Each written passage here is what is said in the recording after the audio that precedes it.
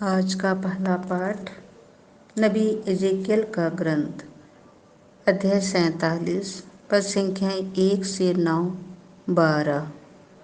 मैंने देखा कि मंदिर में से जलधारा निकल रही है और जहाँ कहीं पहुँचती है जीवन प्रदान करती है।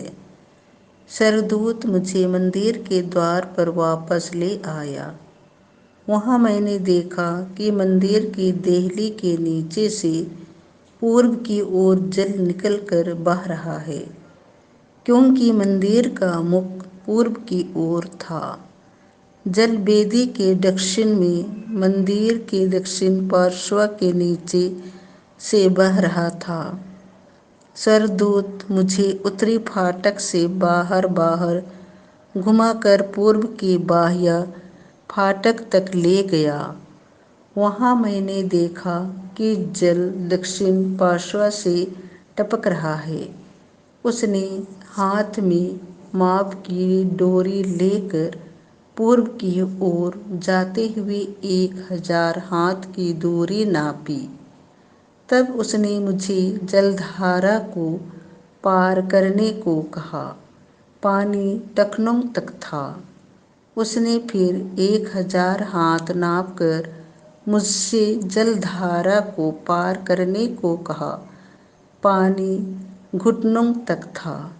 उसने फिर 1000 हाथ नापकर मुझसे जलधारा को पार करने को कहा।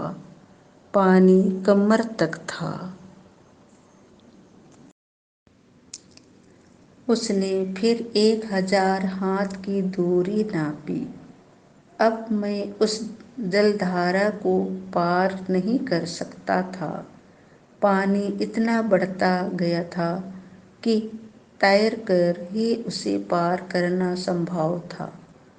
उसने मुझसे कहा, मनुष्य के पुत्र, क्या आपने देखा? तब वह मुझे ले गया और बाद में उसने मुझे फिर जलधारा के किनारे पर पहुंचा दिया। वहाँ लौटने पर मुझे जलधारा के दोनों तटों पर बहुत से पेड़ दिखाई पड़े। उसने मुझसे कहा, यह जल पूर्व की ओर बहकर अराबा घाटी तक पहुँचता और समुद्र में गिरता है। यह उस समुद्र के खारे पानी को मीठा बना देता है। यह नदी जहाँ कहीं गुजरती है, वहाँ पृथ्वी पर विचरने वाले प्राणियों को जीवन प्रदान करती है।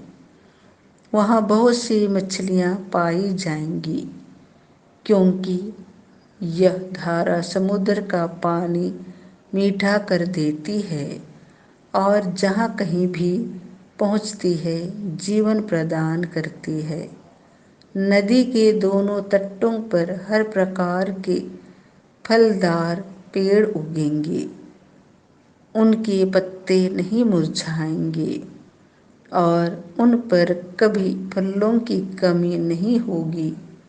वे हर महीने नए फल उत्पन्न करेंगे, क्योंकि उनका जल मंदिर से आता है। उनके फल भोजन और उनके पत्ते दवा के काम आएंगे। यह प्रभु की वाणी है। संत यूहन्ना के अनुसार पवित्र सुसमाचार, अध्याय 5, पद संख्या 1 से 16।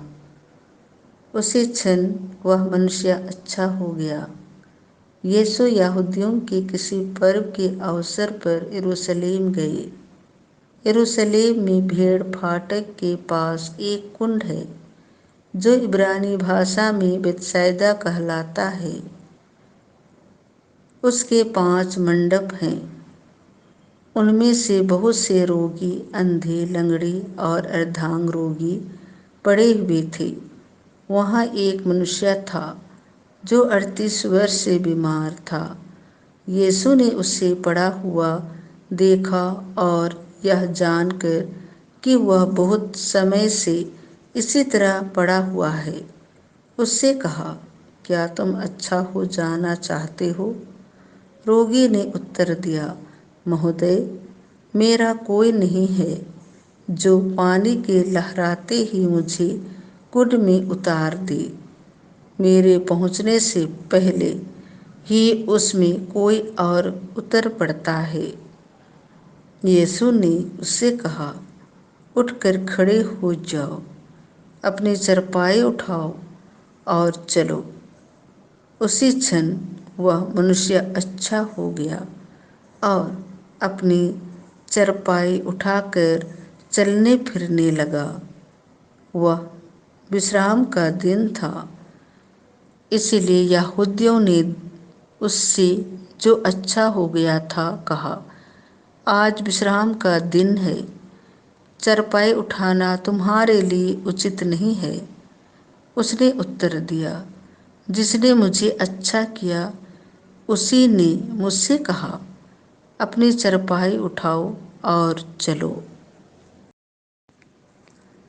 उन्होंने उससे पूछा, कौन है वह जिसने तुमसे कहा, अपनी चारपाई उठाओ और चलो? चंगा किया हुआ मनुष्य नहीं जानता था कि वह कौन है, क्योंकि उस जगह बहुत भीड़ थी और यीशु चुपके से चले गए थे।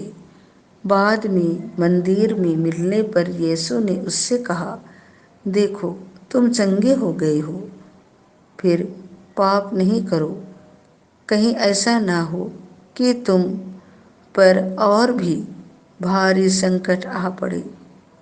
उस मनुष्य ने जाकर यहूदियों को बताया कि जिन्होंने मुझे चंगा किया है वह यीशु है। यहूदी यीशु को इसलिए सताते थे कि वह विश्राम के दिन ऐसे काम किया करते थे। यह प्रभु का सुसमाचार है।